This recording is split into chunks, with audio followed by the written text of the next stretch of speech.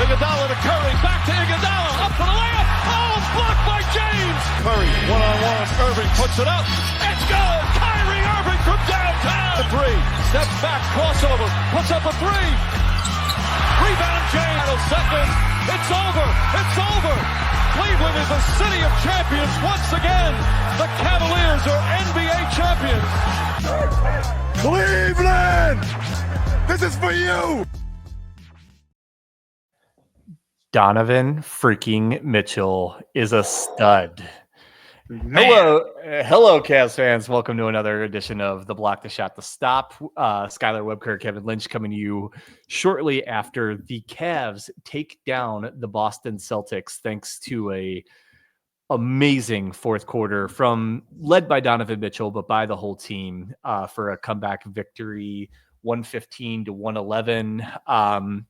Skylar, I usually give you your choice, but I don't even have to. Let's talk about let's talk about Donovan Mitchell, man. What did you see all game, especially in that fourth quarter? I said it last episode. I'm thankful that Donovan Mitchell is a Cleveland Cavalier. I mean, just kind of glazing over the first part of the game, like going into that fourth quarter, I put something out on our X account. Can Donovan Mitchell go absolutely nuclear and save this game? And he did. I mean, yes, 16 points in the fourth quarter before getting into that whole free throw mess at the end. Yeah. Man, was he a man on a mission. He refused to lose. He did. And you're right. He had 16 points during the comeback, 20 in total in the fourth quarter, thanks to a whole lot of free throws down the stretch. The last 30 seconds of the game was not aesthetically pleasing, but if you're willing to sacrifice that to get a win, which I think most Cavs fans would, I certainly know we would, you're willing to do that. And why don't we talk about that for a second, Skylar? So the Cavs make their huge run. Donovan Mitchell hit like 3 or 4 threes in a row to bring them all the way back. They're down 12 going into the fourth quarter. And then the last 30 seconds, the Cavs get, I believe, a 3-point lead, and they just start fouling back and forth. Boston's fouling because they have to, because otherwise the Cavs will run out the clock. But the Cavs, in turn, are fouling Boston theoretically to not let them get off a 3-point shot and be able to cut in the lead or tie the game. What did you think of that strategy? Obviously, it worked, so it's great. But like at the time, what were you thinking of that strategy? It's such a smart move by Kenny Atkinson. You know, we are more than willing to make them earn it at the line over and over again, but they not giving them a chance to even get to the lead. You know what I mean? Like that just takes the wind out of the sails to where they have to do that crazy, or Pritchardson has to kind of throw it off the rim to himself and, cause that turnover. So I think it's super smart. It doesn't make a very fun to watch brand of basketball. But if the name of the game is to win, that is how you win. That's how you out-coach Boston. It was a great strategy, specifically against Boston, because I don't even know if it's arguable that they're the best three-point shooting team in the league. They take the most, they make the most, they shoot a very high percentage. We were talking before we started recording, like, I don't know if Kenny Atkinson does this strategy against all, 29 teams in the league, but I think it was the right strategy. Even when it was happening, I was like, this is tough to watch, but I think it's the right thing to do. Yeah, I agree. Like you said, they're the best three-point shooting team in the league, and they take so many of them. And I put on our X account during the game, they are the best at making bad three-point shots. Yeah. No, that was a great call out by you, because it's true. They run like really beautiful offense, much like the Cavs. The two of the best offenses where the ball's moving, everybody's sharing the ball, everybody's contributing. Two of my favorite offenses to watch. But the Celtics, when push comes to shove, have a lot of guys who are good at making difficult shots, led by Jayson Tatum. And Tatum was having a big game. He had 33 points, but I don't think he scored the last 6 minutes of the game, which was one of the other big keys, along with, our best player went nuts and their best player kind of went cold those last few minutes, or actually didn't even get a lot of shots up the last 6 minutes or so of the game. And frankly, that along with Kenny Atkinson's strategy at the end were probably the differences in the game. Yeah, I mean, Jayson Tatum, to his credit, he went and got his own. He feasted. Mm-hmm. When you look into the stats, he really didn't impact the game as much as you'd think. I mean, he finished the game with a +1. Yeah, which is crazy. Getting 33 points, 8 boards, 4 assists, but only having a +1. That means he's taking a lot of shots and he's not making a ton. My guess is that plus minus was in double digits in the beginning of the fourth quarter though. And everything kind of flipped there. I thought Tatum was having a really good game. Pritchard was having a big game. I was a little bit surprised how much Porzingis played. That they just came back a couple games ago. He got over 32 minutes tonight. He looked really good. He looks, pre-injury, Kristaps Porzingis, and was just, I was, I'll be honest, truth time. At the end of the third quarter, I was like, I got to figure out a way to not be too negative on the pod. Both Skylar and Tim are naturally more positive guys than me. I was like, I don't want to be the Debbie Downer. I like to be honest. When things are great, let's talk about how great they are. When things aren't the best, let's talk about that too. But I was really, the beginning of that fourth quarter, like in my head thinking, like, how do I put a positive spin on this, or at least not be like too downer, because Boston controlled the game the first 3 quarters, and then the Cavs flipped it in the fourth. Absolutely. Yeah. And we can get into the negative parts from Cleveland of this game. They really shut down Mobley and Allen offensively through the whole game. Yeah. Both of those guys finished under 10 points. Both got 10 rebounds, but I mean, Jared Allen with a -6, Mobley with a +7, and most of that's just because of the blocks. So they really made those guys afraid of the paint for some reason. But just because, I don't know, Al Horford and Porzingis for most stretches. Porzingis is the difference because he didn't play in the first game, and Mobley had a double-double. I think he had like 22 and 11 that first game, and was really, really, he was probably the Cavs' best player that first game. So I don't know. I mean, a lot of different reasons, but I think Porzingis being back is a big contributor to that. Yeah, and them having 2 guys that are stretch bigs is very difficult for really any team to defend. But especially when you have 2 guys like Mobley and Allen that are fine on the perimeter, but you kind of need more than fine to stop those guys. Yeah, no doubts. And we'll get, I only had one real negative, one other additional negative we'll get out of the way, and then we'll talk positives the rest of the rest of the podcast, because there's definitely a ton of positives to talk about. But the unfortunate trend that I noticed the last game, Friday against the Hawks, continued tonight, and that's like the Cavs getting beat pretty good in the third quarter. So I looked it up. The last 4 games, they've been outscored in the third quarter by 40 points, or 10 points a game in the third quarter.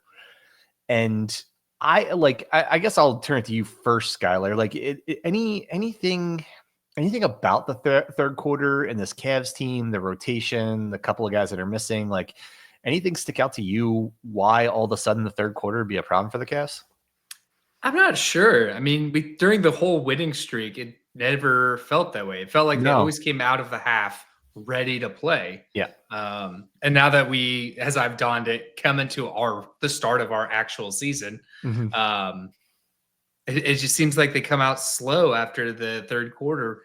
I don't know if it's the rotation. The minutes tonight, we're right back to where we were before, where nobody's over 35 minutes. Yeah. Where on the contrary, Pritchardson and Tatum, they both put in 38, 36. Yeah. Hauser 36, Al Horford 30, Porzingis 32, Holiday 34. So it's maybe it is the rotation. Maybe staying light on minutes and going into our depth. Start the third quarter isn't working like it was. I kind of put out there before, like how deep the Cavs are, how much leash do some of these bench guys get? if you're someone like Sam Merrill, who's been slumping lately. Yeah, no, it's a great call out. And I was also looking, the couple games against the Hawks, like it was the first time noticeably that the Cavs bench got outplayed by the opponent's bench this year. It felt like the first 17 games, the Cavs bench, it seemed like, was better every single game on whatever metric you want to look at. Then that kind of changed the last couple games. I thought tonight it wasn't the bench's best game, but like what we talked about before when the Cavs were really rolling, like the first 3 weeks of the season, was like every night, like 2 of the bench guys step up. Like everybody's not going to have a great game all on the same night, right? But like 2 out of the 5 or 6 guys that come in off the bench step up. And tonight, those are 2 guys I want to highlight.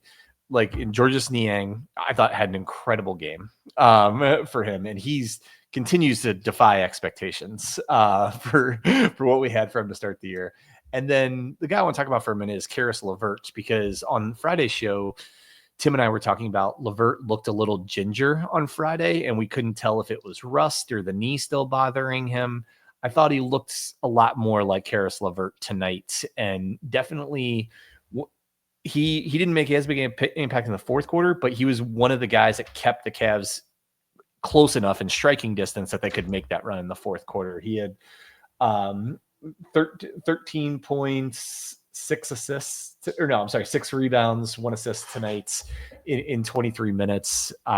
He gave the Cavs what they normally can expect from LeVert, and I think that's a really good sign with him kind of continuing to struggle with that knee injury. Yeah, I think this Cavs team missed LeVert sorely for the past, I think, a week or so. Yeah. They needed his scoring. He needs to get his turnover. He turned over the ball 5 times. So get the turnovers back down, but they needed that scoring. They needed that defensive effort. They needed LeVert. And I want to highlight Josh's comment here. Niang's free throws there at the end were made us so nervous. Yes. The ball in play made us nervous. No, it's so true. That's another thing we were talking about right before I started recording. I told Skylar, like, when Niang was going to the line, after it seemed like Garland and Mitchell took every shot the last 6, 7, 8 minutes of the game, free throw or otherwise, I was like, oh my God, like no one shot. Now Niang. I honestly had no idea how good of a free throw shooter Niang was. My brain went blank. I couldn't even remember. And then he stepped up and hit those 2, like, definitely call him out, hit those 2, but like between him, Mitchell, and Garland, they went 10 for 10 in the last 26 seconds of the game on free throws. And that's, clutch to be able to.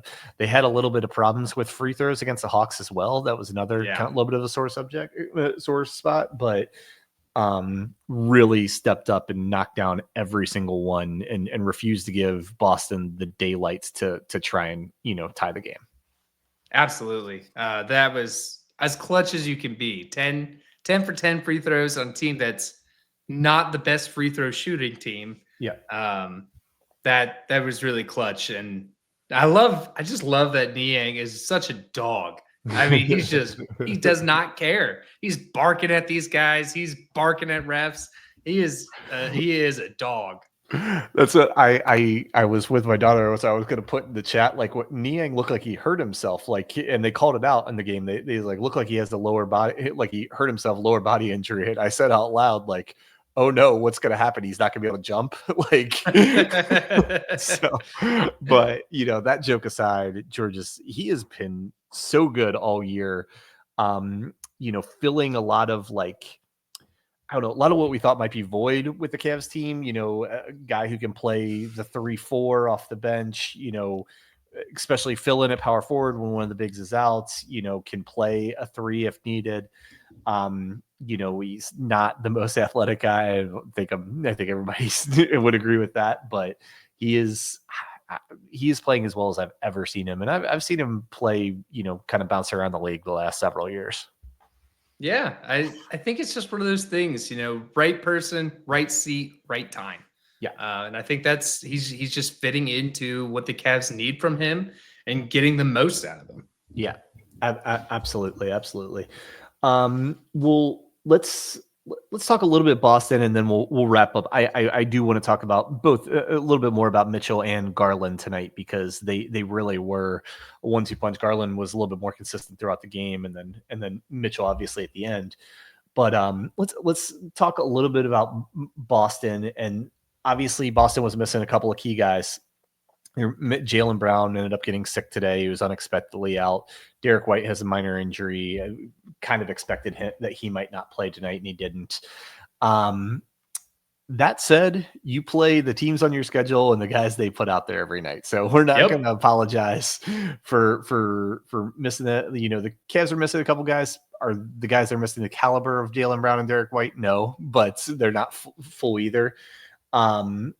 What did you hear when you heard those guys were going to be out, an hour or so before the game? Did you obviously thought maybe it increased the Cavs' chances tonight? Did you think anything about the game might change when you heard those guys were out? I did think it helped our odds. The one thing that I just was curious about, and I called this out when we played Boston the last time, was what is this team if either Tatum or Brown are out? How focused does it become on one guy? How focused, are they going to distribute better or worse? And it really seemed like it just zeroed in on Jayson Tatum pretty much the entire game. Yeah, it was. And Tim and I, when we were previewing this game on Friday, we talked about Tatum and Brown are great players. They're going to get their points. Don't let other guys go off too much.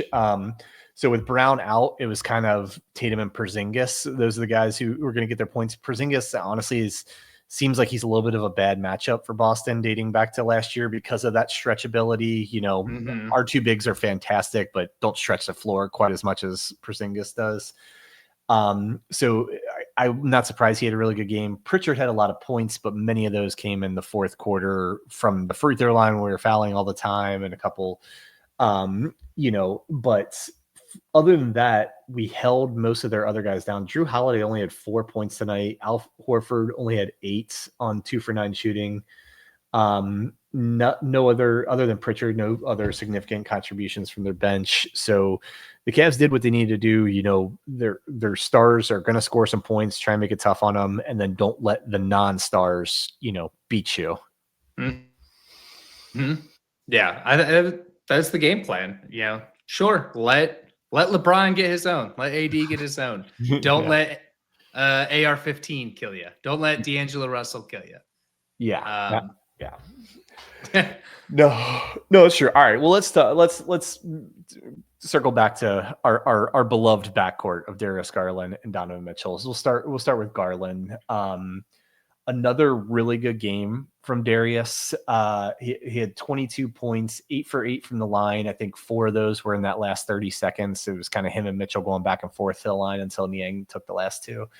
Shot the ball fairly well, 4 for 6 from three-point arc, continues to shoot the heck out of the ball from 3. Whether it's tonight or the last few games or all season, what do you want to talk about with Darius Garland? Because I'm running out of words. He just continues to impress.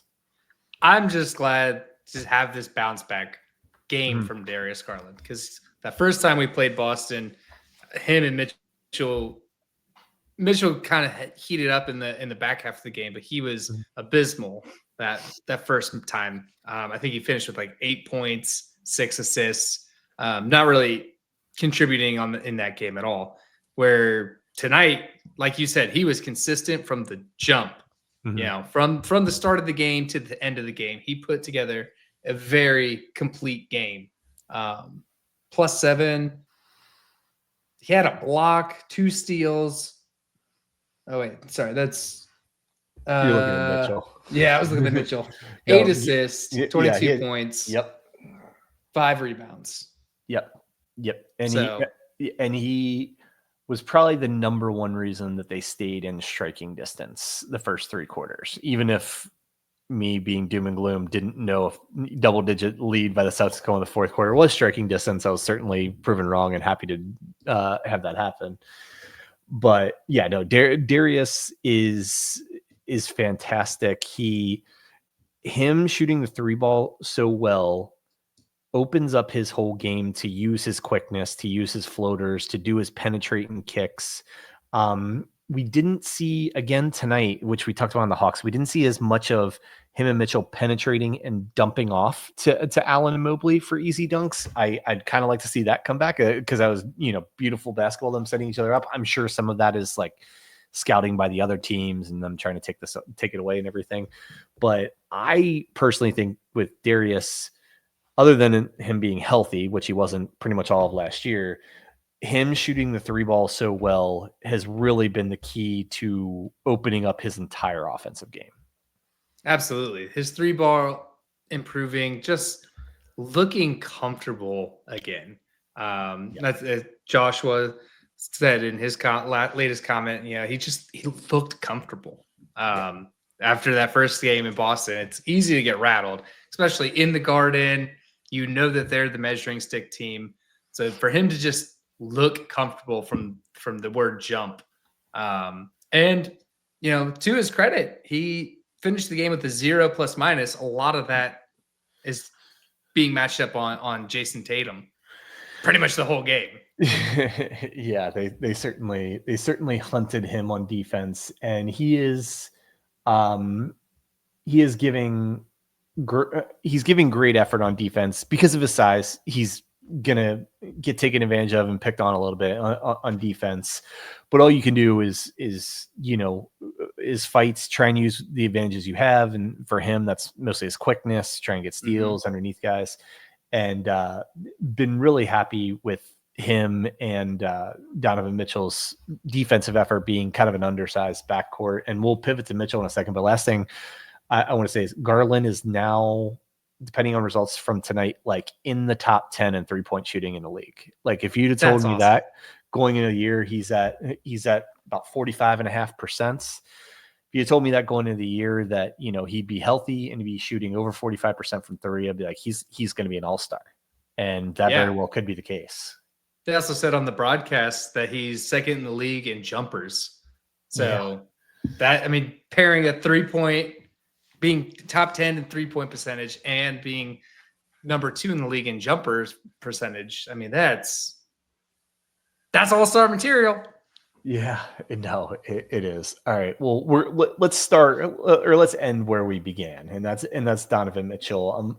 You were kind of reading off his stats. He had 35 points tonight. And I'll tell you, in the fourth quarter, 20 points in the fourth quarter, did not miss a shot in the fourth quarter, 6 for 6 from the field, 4 for 4 from the 3-point line, 4 for 4 from the free throw line, which particularly was impressive because for some reason he's been struggling there a little bit. He was 1 for 4 from the free throw line going into the fourth quarter, but nailed every single one of those to ice the game. Also contributed 5 rebounds in the fourth quarter, and just flat out took over the game. And the thing is, Skylar, like, as beautiful as it is in basketball when everyone contributes, you share the ball, you run great offense, there's motion, all these things are happening.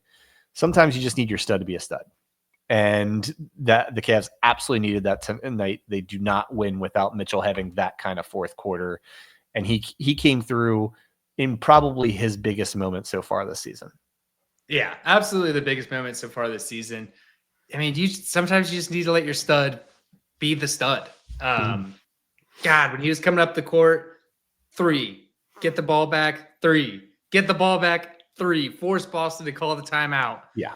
Come back, takes the ball back up the court, passes to Okoro. Okoro dishes over to Mobley for an easy dunk. And that was the comeback of getting ahead and just, it was awesome. I can't explain how absolutely nuclear he went to really save this game from defeat.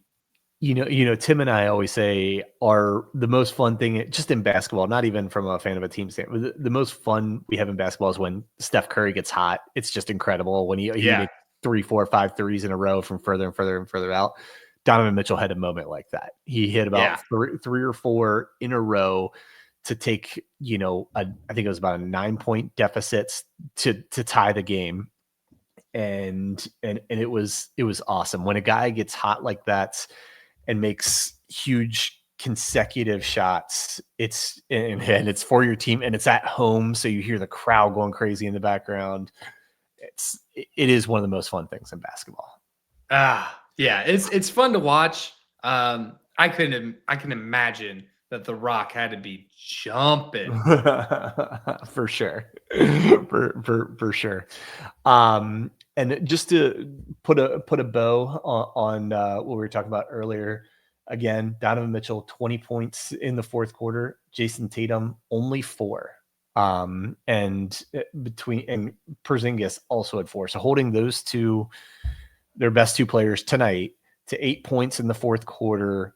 You have to score a bunch of points to come back, but you have to be stopping the other team too. Right. And the best way to stop the other team is to keep their best players from scoring. And so let's give the Cavs lately a little bit maligned defense, if we're being honest. Really stepped up in the fourth quarter and made it difficult for the Celtics team, and in particular their 2 stars tonight. Absolutely. They need to get back into the top 10 defense that they were during the winning streak. Yes. That would be that would definitely be nice. All right. So let's, before we get out of here, let's talk a little bit. The Cavs are back to playing a lot of basketball, after the 5-day hiatus we had last week or the week before. They now, it seems like they're playing every other day. I believe, sorry, I'm pulling it up, but it's the Wizards. They have Tuesday nights, the Washington Wizards, who have lost 14 straight games. This one's real simple. Woo. Don't be that team. Don't be that team that takes the Wizards lately, doesn't do anything, and risks losing a game. To them, I highly doubt that happening. We haven't really seen the Cavs take anyone lightly, or have just games where they aren't prepared to play this year. Even the games they've lost, they've been prepared to play, just didn't play well. So I don't see that happening, but I don't know. Any other potential keys to that game that you can think of, Skylar? The ESPN matchup predictor gives the Wizards an 11% chance. They're at home, or Cavs are at home. They're still missing. They're still going to be missing Dean Wade and Max Strus, who they are missing dearly, by the way. Those two stretch the floor a little bit more than some of our other guys. But Kyle Kuzma is out, or game time decision. Sadiq Bey is out. So, I mean, right there, two of the guys that get heavy minutes in their rotation. So, yeah. Keep Valanciunas and Jordan Poole at bay, and you should be all right. Yeah, for sure. And I completely agree. This is one I would love nothing more than to see the Cavs come out, get back to their ways of just having dominant first quarters. They're still the best first quarter team in the NBA, even if they've slipped on that a little bit recently. I'd love to see a 15-point lead at the end of the first quarter, coast to a 20-point win, get the starters, off the floor for a lot of the fourth quarter. Because with us playing so much basketball and wanting to keep everyone healthy, best way to do it is to limit minutes, so then you don't have to have guys, get banged up and miss a game here and there. Especially with the other teams following. I mean, we have Denver on Thursday, Charlotte, and then Miami, Milwaukee, Philly, Utah, Denver, Golden State, Los Angeles, Dallas. That's a run. Yeah, and the other thing, and you're right, the next 3 are the Wizards we talked about, the Nuggets, and the Nuggets, Hornets, and Heat. Those 4 are the next 4 games. They have those 4 games in 6 days starting Tuesday, so a lot of basketball. Then it's the break for the NBA Cup, which unfortunately the Cavaliers did not qualify for. So they are going to get 2 games added to their schedule kind of in that second week of December timeframe. I don't think we know who they're going to play or what games those are going to be yet. So we'll talk about that more. I think the NBA Cup seeding should be done here in the next couple of days, and then they'll probably schedule the Cavs a couple games kind of between that Heat game on the 8th and the Bucks game on the 20th. I would love it if they just had a 12-day break and got everybody some rest, but I unfortunately don't think that's going to be the case. I know we need Tim and Sydney in here to give us the probability tree of who we play in those 2 games. They are better suited probably than you or I to know that. But yeah, I think we'll figure that out when they get there. Like Cavs, great win tonight. Let's take care of it, and we got the next 2 at home. First one against the Wizards, worst team in the league. Next one against Denver, who has in my money, still the best player in the league in Nikola Jokic. But the team overall has struggled a lot this year compared to where they've been in years past. So hopefully those are a couple of games the Cavs can take care of business, and then they have a doubleheader or a back-to-back, I should say, over the weekend with the Hornets and Heat. Both kind of middling teams in the Eastern Conference. I wouldn't necessarily say pushovers, but also teams the Cavs should beat. So the best thing about getting this win against the Celtics tonight is it washes off that stink of the 2 Hawk games, right? Yes. You beat the Celtics tonight. Frankly, I'm going to keep saying it. Celtics are the best team in the league until proven otherwise. It washes off some of that bad feelings from losing the Hawks. And you can kind of right the ship, start, I'd love it if they win another 14, 15 game winning streak, but realistically, I just want to see them start stacking together, winning 3 or 4 here, then winning 2 or 3, then winning 4 or 5, and just keep. As much as we love the Cavs, and Skylar is as big a Cavs homer as I've ever met in my life. I think realistically, we'll say they're not the 96 Bulls. They're not the 2015 Warrior or 2016 Warriors, whatever it was, that win 70 plus games. But this team is a team fully capable of winning close to or exceeding 60 games. I can see them getting high 50s, right around 60, 61, something like that. And I just want to stay on pace for that. Like I said, keep beating all the teams you should. Get your fair share of wins when you match up against the better teams in the league. And more than anything, if we'd have lost tonight, you realize we wouldn't have been in first place in the East anymore. And that would have frankly been kind of deflating after the Cavs have been so good. Yeah. The first 20 games of the year to now all of a sudden we're not in first anymore. And whether they end up in first at the end of the year or not, it's nice to kind of keep that little bit of cushion in front of Boston, keep a decent sized cushion between anybody else in the East. And like I said, let's keep it rolling. Let's take care of the Wizards nice and easy Tuesday nights and try and get back on another win streak. Yeah, I want that number 1 seed in the playoffs. Like I want that top seed. I'm with you. I'm with you. And I think the best realistic way to do it is just keep winning, 2 out of every 3 games, 3 out of every 4. And the Cavs haven't lost to a really bad team yet. The Hawks are not a great team for sure. For whatever reason, they're just a bad matchup for the Cavs. We covered some of that last week, but frankly, they've been a bad matchup for the last few years for the Cavs, unfortunately. But yeah, amazing win tonight. Start like Tuesday, they win, start a win streak, and then just get the good feelings going again that we had, up until a few days ago. Skylar, you got anything else? Anything else about the game tonight, or about any more thoughts on the Cavs before we wrap up here? 18-3 feels a lot better than 17-4. I completely agree. 18-3 just it sounds real nice.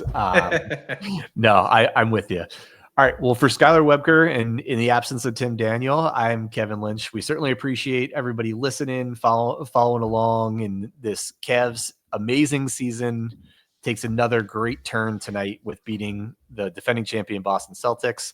Thank you for joining us. Go Cavs.